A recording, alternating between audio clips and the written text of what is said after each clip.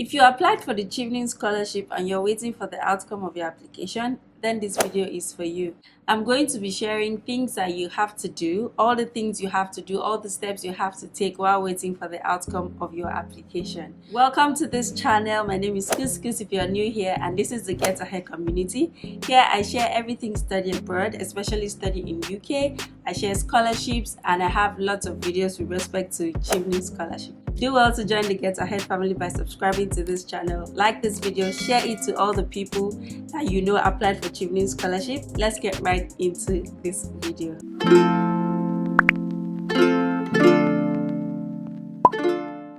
So I've gotten a lot of questions from Chevening applicants who have submitted their applications and are asking me, oh Kuskus, what should I do now that I've submitted my application? Oh Kuskus, what should I do with the conditional offers that I have received? Oh Kuskus, how do I waive the deposit requirement that is requested by a university? How do I meet up with English language requirements? So many questions have been coming in, which is why I decided to make this video to answer all those questions. Okay, Chevening application closed I think 1st November of 2022. If you had submitted your application, you should be doing the following things that I'm going to be sharing in this video. The very first thing I believe you should do is make your university applications. If you submitted your Chevening Scholarship application without actually applying to universities, yes, I know I gave that advice on this channel, that you can go ahead to submit your Chevening Scholarship application without necessarily having to apply to universities. However, that does not mean that after submitting your Chevening application, you should not thereafter make applications to UK universities. The applications will not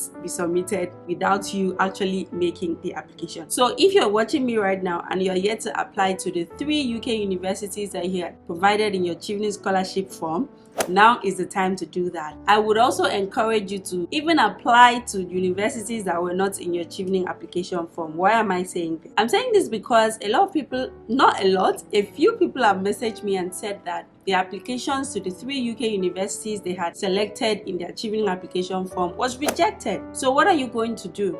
If you apply to universities or the 3 universities in the Chevening application form and these applications were rejected, that is not the end of your Chevening journey. Go ahead and apply to other universities that offer the same course that you selected in your Chevening application form. When you have progressed to the interview level, when you have been invited for interview, during your interview you can tell them that, oh, you were not able to secure offers from the universities that you provided in the application form. However, the good news is that you were able to secure offer from maybe ABC University, despite the fact that it was not in your application. You know, it's easier to convince them when you have an offer from a university rather than telling them, oh, you want to switch and you don't have a concrete reason. I remember during my interview, I offered to switch a university. You all know, if you follow me on this channel, you know I attended Queen Mary University of London. At the initial stage of my Chevening Scholarship application, Queen Mary University was not part of my Chevening application. It was not part of the 3 universities I included in my Chevening Scholarship form. However, after I had submitted the application, because I literally submitted down my application in a rush, in a hurry, because I was out of time, I needed to select universities and the courses. So I used the Chevening course search list to look for the courses that I wanted, and I quickly took the first 3, should I say the first 3 that gave me what I wanted, simply because I did not want to miss my Chevening deadline. However, when I was done submitting the application, I went ahead to research other universities that offered similar courses, and I saw that Queen Mary would give me something better. What did I do? I applied to Queen Mary University. I got the offer. So by the time I went for my Chevening Scholarship interview, I was able to convince them to remove my 3rd choice university and replace Queen Mary University as my 1st choice, bringing down the previous 1st choice to 2nd, the previous 2nd choice to 3rd, and the 3rd choice was completely eliminated. So yes, let's say you've applied to the 3 universities and you've not gotten any response from them, or you have gotten rejections. All you need to do is apply to a fresh university, and as long as you get an offer, you need an offer. That's any university that gives you an offer should do. Any university that is taking all the time in the world to respond to you and is not giving you an offer that you really need, please proceed to apply to other universities and ensure that you get at least a conditional offer. Now, another thing you should do while waiting for your Chevening Scholarship application outcome is to upload all pending documents. Remember that at the time of submitting your Chevening Scholarship application, you needed not have all the relevant educational documents, transcripts, university degree, reference letter. You were encouraged to go ahead and submit your application whether or not you had all your documents intact. However, you should note that Chevening Scholarship has an educational document submission deadline. So between now and that deadline, all you have to do is gather your documents, gather the references. You have to be the one to upload your reference letter. So go to Chevening website, extract or screenshot the reference letter requirement, send it to your referee so that your referee would draft a reference letter based on the requirement from Chevening. If it is too difficult or if your referee is too busy, you can add a draft reference letter based on the recommendations on the Chevening reference requirements. You can do a draft, send it to your referee so that they would go through it, and it makes the job of drafting a reference letter for you easier. So once they get this draft, they are able to easily amend, include what they want to include, as long as they have the guide, what Chevening requires from referees, as long as they have it and they make sure that the reference letter aligns with that requirement. They put it on their letterhead and they scan it back to you. So you have to upload. If you did not get your transcript, now is the time to get your transcript and upload. By the time the document deadline comes and your documents are not complete, that would be a reason for you to be ineligible for the scholarship. So yes, please go ahead and upload all the pending documents that you did not upload when you submitted your application. Now, I've gotten some DMs asking me, oh good, I have conditional offers, what should I do with them? If you have received offers from the university that you applied to, go to your Chevening Scholarship application portal and upload the offers. When you go to the university section of the application, you remember they asked you, have you applied to universities? If you said yes, you can say yes, no, and then there's an option that says yes, I have applied and I have received a conditional offer. Then at that point you can upload a conditional offer. There's an option for you to upload a conditional offer. When you receive that conditional offer, go to your portal and upload it. When you receive an unconditional offer, go to your portal and upload. Do not remove the conditional. There is a space to upload a conditional offer. There is a space to upload an unconditional offer. You have access to your portal. However, there is a time where you are not going to be able to have access to your portal. But before the interview, you have access to your portal. Go and upload your conditional offer on the portal. So that's what you should do with the conditional offer that you have. Even if you have a conditional offer and you do not upload it on the portal, it's not going to be a problem, or it's not going to affect your application, because when you are no longer allowed access to your portal, you can still forward your conditional or unconditional offer to the Chevening Secretariat. Remember that after the Chevening interview around July, depending on the deadline for unconditional offer, you would have to provide an unconditional offer. So by that time, you will no longer have access to your portal. All you need to do is forward it to the relevant Chevening Secretariat in your country, and they will use it to process your application. Now, I've also received questions about, oh Couscous, I've gotten a conditional offer, however they are asking for deposits and they're asking for IELTS. I'm going to address this issue. I'm going to use my experience. I know that the experience will be different with other people depending on your circumstances and depending on the university as well, but this is what I did when I got my conditional offers.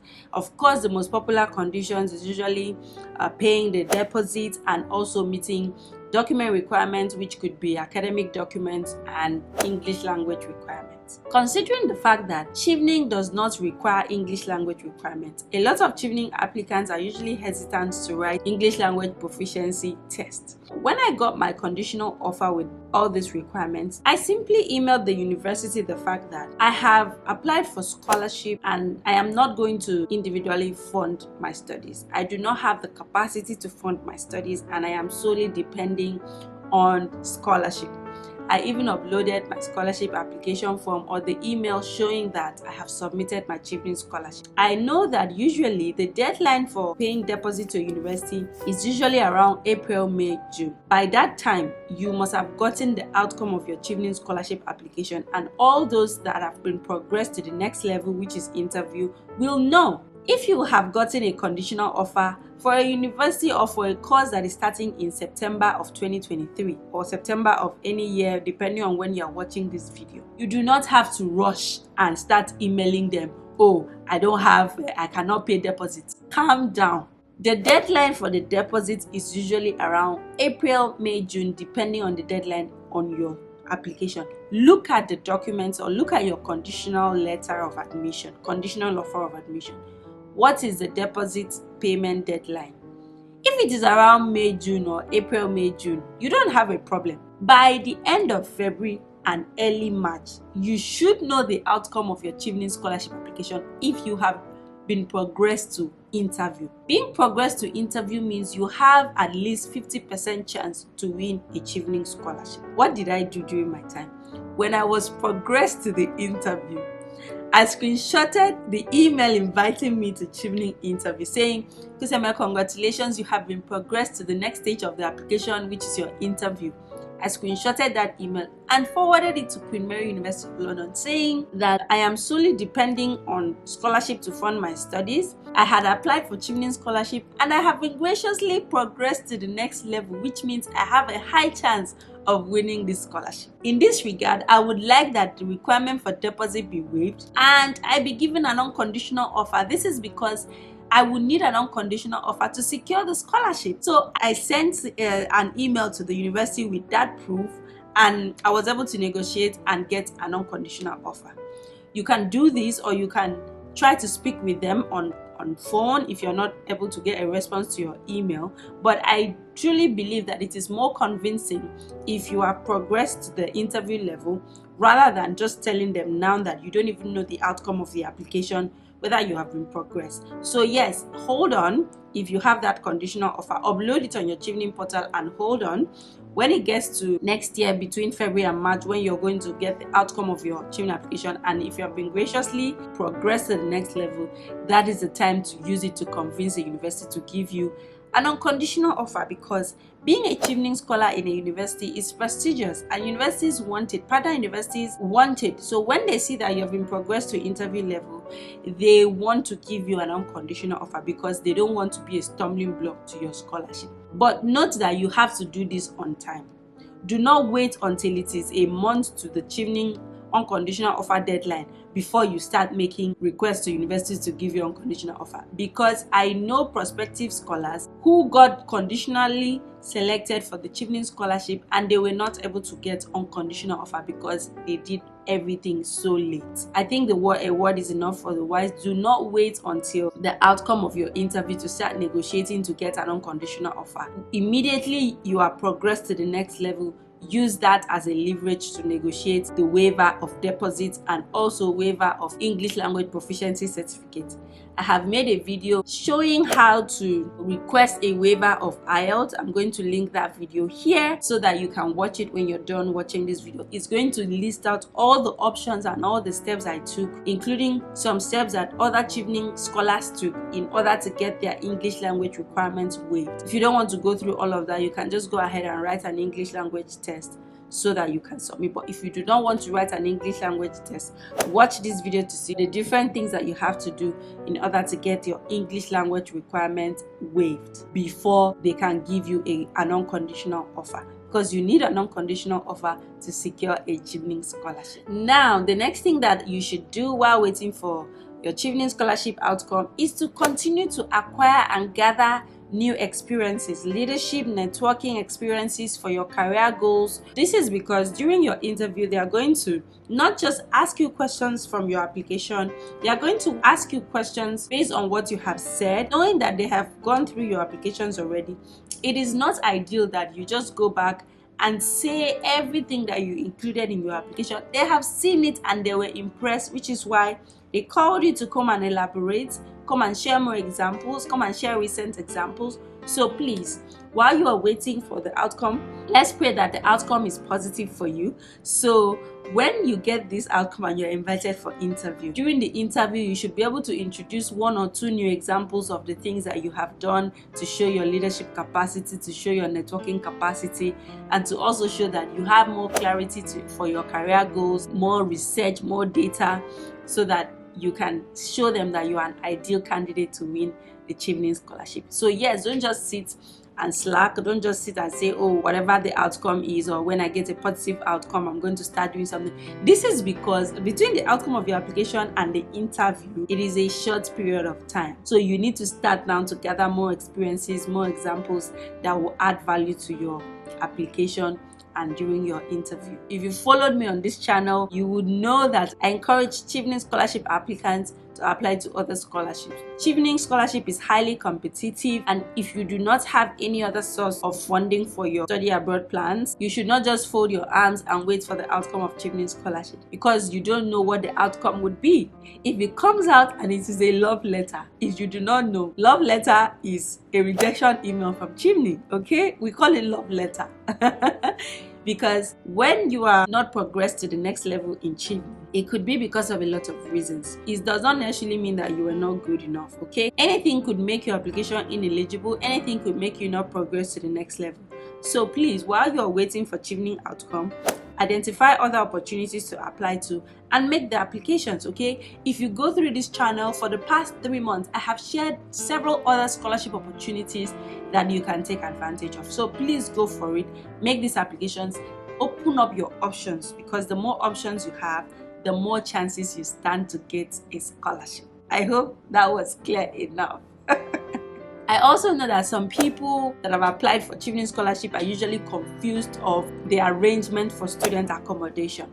So Chevening Scholarship is fully funded, okay? However, it is not Chevening that makes accommodation arrangements for you. So for all those who have received conditional offers towards the start date of uni, maybe around March, April, May, June, you will get emails from university asking you to book your student accommodation. It is your responsibility to book your student accommodation, to apply for your student accommodation. Note that when you are applying for student accommodation, they will not ask you to make payment for the student accommodation. Although some universities will ask for deposits, this deposit is usually refundable. If your university asks for deposit while booking your student accommodation or while applying for student accommodation, go ahead and pay this amount. It's usually a small token. Sometimes it could be £100. Sometimes, I know my university, it was £300. However, my university only asked for deposit for accommodation when I was actually given the accommodation. So it is not at the time of applying. Why am I saying that you should apply? I'm saying that you should go ahead and apply for your student accommodation, because the application for student accommodation usually opens early and closes early. It might even close up to 3 months to score start date. So if you are folding your arms and waiting for the outcome of your Chevening Scholarship before you go ahead and book your student accommodation, that's going to be an issue, because you may lose the right to stay in your university accommodation because you did not apply. However, if you miss the university application deadline for accommodation, there are other student accommodation platforms that you can go ahead and book your student accommodation. That will be private student accommodation platforms where you can book your student accommodation near your university. I'm going to put the link to Amber Student here that I have been introducing to my audience right from time, so that if by adventure you do not want to stay within university accommodation, you can book your student accommodation using the private student accommodation platforms that are available. So check the description box, you'll see the link to Amber Student, so that you can book student accommodation when you want to. So even while expecting the outcome of your application, if you get an email from your university asking you to book your student accommodation, please go ahead and book, okay? You are just taking steps, okay? It's a leap of faith. Do not wait until you see that you are successful before you make the steps. Even if you do not win the Chevening Scholarship and you have applied to other scholarships, you may win other scholarships. You may even apply for internally funded scholarships within the university and you may win. You might even get part funding. So do not ignore the fact that, oh, you don't have an outcome yet, a positive outcome from Chevening yet. Go ahead and apply for accommodation, so that when the outcome comes, whatever happens, you know that you have a place at the least. Now, for all of you, it is important to get your international passport. Depending on your country and where you reside, it might take a longer time, a longer period to get your travel document, which is your international passport. You will need your international passport to travel to UK when you finally secure that scholarship, which I am praying for all of you to secure. So yes, now is the time to apply for your international passport and get it, okay? You will not be able to apply for your visa. if you do not have an international passport. So yes, go ahead and apply for your international passport while waiting for the positive outcome of your Chevening Scholarship application. The last but not the least step I believe you should take while waiting for the outcome of your Chevening Scholarship application is to save money, gather money, okay? Pile up money. Chevening is a fully funded scholarship, yes. However, you need to understand that there are certain other things you're going to do for yourself. Depending on your country of residence or country of origin, you may need to take a tuberculosis test before you make your visa application. So you're going to use your money to apply for or to take the tuberculosis test, and Chevening would refund you much later when you have arrived in the UK. You need money for that. That test is about $100 or so, depending on the currency exchange rate. Also, you will need to shop. You will need to buy travel items. When you arrive in the UK, you need to settle in. I know that Chevening gives arrival allowance. However, if you need to buy gadgets like laptop, new phone, you will need your own personal finances, personal money to be very comfortable depending on your city and the way of life or your standard of living.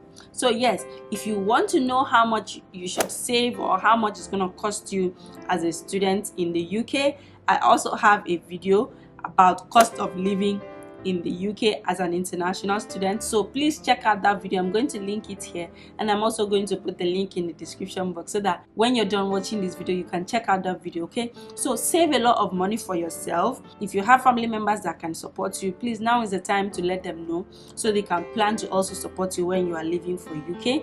Also, research, watch a lot of my videos. When you go to my study abroad playlist, you will see a lot of videos that will help you about life in UK, living as an international student in UK, accessing student discounts, settling in as an international student, all the things you need to do when you arrive in UK, all the apps you need to download to help you, how to travel in the UK, how to travel within the UK, everything you need to know, okay? So now is the time to get more knowledge of the things that you have to do, everything that will help you settle in as a student, even accommodation, the types of accommodation you should get, the factors you should take into consideration before you book a student accommodation. I have all the videos, okay? All you need to do is check this channel. All the information you need is available. If you finish checking the channel, you finish watching this video, I have not answered your questions or you have further questions, please drop it in the comment section. I am here for you guys, okay? Drop your questions in the comment section. Let me know your experiences so far. What have been your challenges so far after submitting your application? You know I'm always rooting for you guys. I wish you guys the very best in the process. Also, let me know the outcome of your application. I always love to know. I always love feedback, okay? I'm praying for all of you. I wish you all the best, and I hope that you subscribe to this channel if this video has helped you. Remember to share this video to every other person that you know made this application and needs this information. Remember to watch the videos I have recommended for you. Alright guys, I'll catch you in my next video. Bye bye.